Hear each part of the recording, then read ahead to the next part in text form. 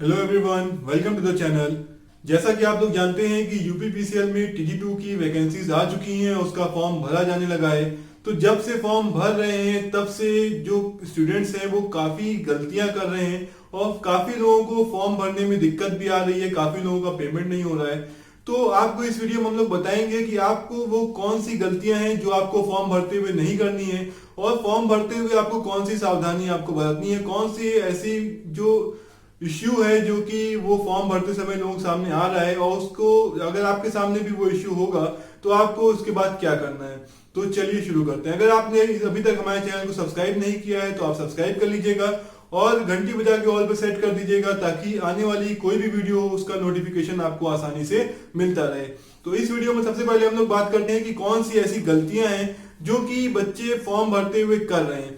सबसे common mistake ये है कि वो लोग, मतलब आप में से काफी कैंडिडेट्स ने मुझे मैसेज किया है, वो ये है कि नाम भरने में स्पेलिंग मिस्टेक हो गई है, फादर के नाम भरने में स्पेलिंग मिस्टेक हो गई है। तो अब क्या किया जा सकता है? तो देखिए, सबसे बड़ी बात यह है कि अगर आप अपना फॉर्म भर रहे हैं तो आपको सबसे पहली चीज ये देखनी है कि जो भी स्पेलिंग्स हैं आपके डॉक्यूमेंट्स में वो सभी स्पेलिंग्स एक हो। ठीक है, ऐसा ना हो कि आपके हाई स्कूल की मार्कशीट में आपकी अलग स्पेलिंग हो और आपके आईटीआई की मार्कशीट पे आपकी अलग स्पेलिंग हो। अगर आपकी स्पेलिंग सेम नहीं है तो आपको सेम स्पेलिंग भरनी है। अगर जो सा डॉक्यूमेंट आपका ना सही हो आप जाकर के सही करवाएं। फिर दूसरी चीज, अगर आपके सब कुछ सही है लेकिन आपने स्पेलिंग गलत भर दी है तो समझ लीजिए कि आपका जो एग्जामिनेशन में आप जब देने जाएंगे तब आपको वहां पे दिक्कत होने वाली है, क्योंकि वहां पर जो आपका एडमिट कार्ड होता है तो वहां पर आपको एडमिट कार्ड में जो स्पेलिंग लिखी होती है वही स्पेलिंग का आपको डॉक्यूमेंट्स आपको दिखाना होता है, आपको आईडी प्रूफ दिखाना होता है। तो याद रखिएगा, फॉर्म भरते समय सबसे इंपॉर्टेंट चीज ये है कि आपको अपनी स्पेलिंग जो आप भर रहे हैं, चाहे आपका नाम हो चाहे फादर का नाम हो, दोनों में ही आपको स्पेलिंग को बहुत अच्छे से ध्यान रखना है और स्पेलिंग मिस्टेक बिल्कुल भी नहीं करनी है। दूसरी जो सबसे बड़ी मिस्टेक जो स्टूडेंट्स कर रहे हैं वो ये है कि जो पासिंग ईयर है वो भरने में गलती कर रहे हैं। अब कई बार ऐसा हो रहा है कि जो छात्र हैं वही गलती कर रहे हैं, कई बार ऐसा हो रहा है कि ज्यादातर केसेस में ये है कि जो स्टूडेंट्स है वो साइबर कैफे वालों को दे दिए हैं कि डॉक्यूमेंट्स की आप भर दीजिएगा, और साइबर कैफे वाले काफी ज्यादा गलतियां कर रहे हैं। काफी स्टूडेंट्स की अभी तक मैसेज आ चुका है, काफी छात्रों का कॉल आया है, आप में से काफी लोगों ने यूट्यूब पर भी पूछा है कि अगर पासिंग ईयर में मैंने गलती कर दी है भरने में तो अब क्या करें।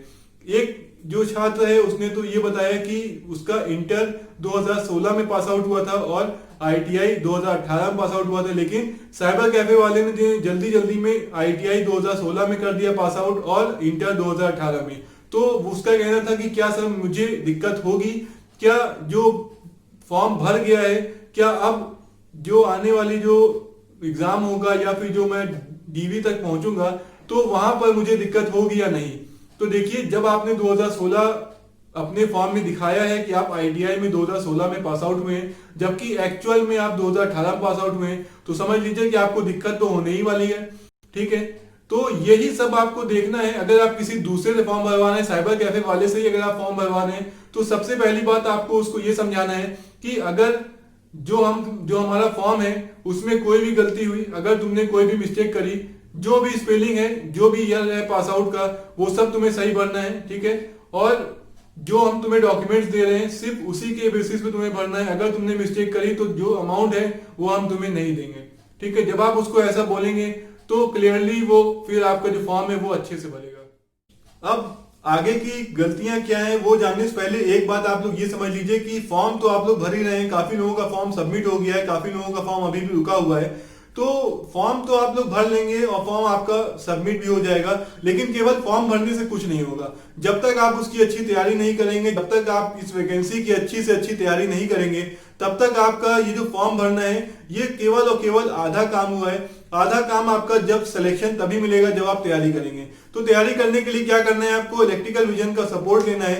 इलेक्ट्रिकल विजन आपको आपके एड्रेस पे स्पीड पोस्ट से आपका स्टडी मटेरियल प्रोवाइड कराया जा रहा है। कंप्यूटर और टेक्निकल दोनों का ही मटेरियल आपको प्रोवाइड हो रहा है। तो आप सभी लोग जो कि टेक्निकल की तैयारी कर रहे हैं और जिनको लगता है कि टेक्निकल में अभी उनका बहुत अच्छा तैयारी नहीं हुई है, तो आपको क्या करना है, मटेरियल अपने एड्रेस में मंगाना है और उससे अच्छी से अच्छी तैयारी करना है। जो लोग कंप्यूटर में कमजोर हैं वो क्या करें, कंप्यूटर का मटेरियल अपने एड्रेस मंगाएं। आप लोग देख सकते हैं ये है आपका कंप्यूटर का स्टडी मटेरियल।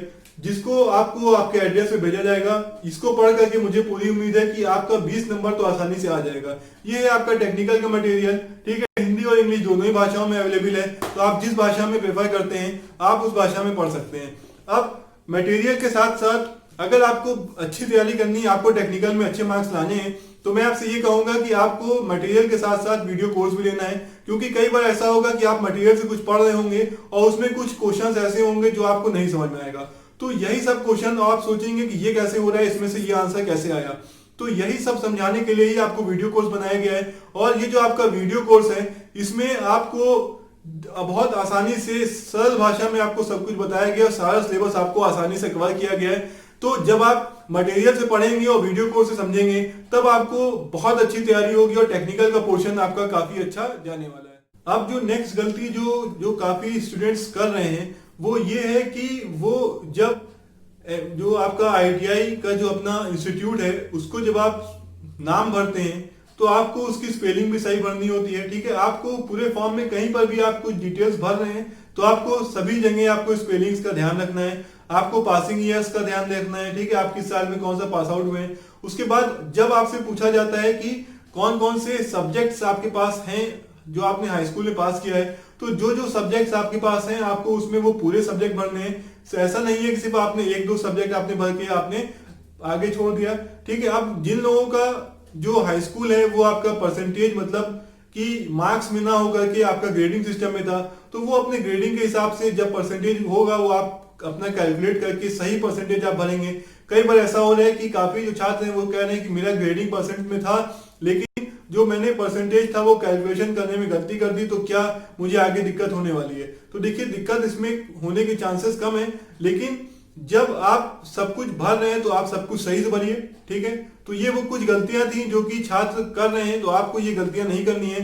अब एक दिक्कत जो फॉर्म भरने में काफी छात्रों के सामने आ रही है वो ये है कि जो उनका फीस पेमेंट है उसमें इश्यू हो रहा है। काफी जो छात्र हैं उनका तो फीस पेमेंट तुरंत हो जा रहा है, लेकिन कुछ छात्रों के साथ ऐसा हो रहा है कि आपका जो फीस है वो तो आपके बैंक से कट जा रही है, लेकिन जो फॉर्म है वो उसमें अभी भी आपका फीस जो है वो पेंडिंग दिखा रहा है। या फिर कई जो स्टूडेंट्स हैं उनका कहना ये है कि अभी भी जो उनका जो फीस है वो अभी भी सबमिट नहीं हुआ है, बैंक से कट गया है, और उनका जो स्टेटस है वो बैंक फेलियर दिखा रहा है, ऐसा कुछ दिखा रहा है। तो अगर आपको फीस से रिलेटेड कुछ भी दिक्कत आ रही है, अगर आपका फीस पेमेंट कट गया है बैंक से लेकिन अभी भी अपडेट नहीं हुआ है, 48 घंटे हो गए हैं, तो आपको करना ये है कि आपको हेल्प डेस्क जो इनका है यूपीपीसीएल का, उस पर आपको मेल करना है।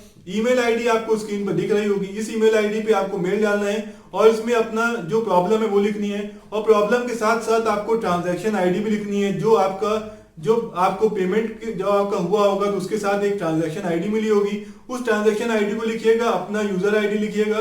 तो जब आप ये सब डिटेल्स वहां पे मेल करेंगे तो पूरी उम्मीद है कि 24 से 48 घंटे में आपका जो पेमेंट है जो कट गया है वो आपका सर्वर पे अपडेट हो जाएगा, ठीक है। तो यहाँ पर ये सब गलतियां आपको नहीं करनी है, और ये जो आपको दिक्कत आ रही थी फीस पेमेंट की, तो ये सब कैसे सही होगा ये आपको बता दिया गया है। तो अब आपको करना ये है कि जल्दी से जल्दी आपको फॉर्म भरना है और तैयारी में लग जाना है, और अच्छी से अच्छी तैयारी करनी है। अच्छी से अच्छी तैयारी करने के लिए इलेक्ट्रिकल विजन का साथ आपके साथ है। सब डिटेल्स आपकी डिस्क्रिप्शन में लिखी हुई है, उसको पढ़ लीजिएगा और अच्छे से अच्छी तैयारी में लग जाइए। वीडियो अच्छी लगी हो तो लाइक करिए, दोस्तों को शेयर करिए और देखते रहिए इलेक्ट्रिकल विजन।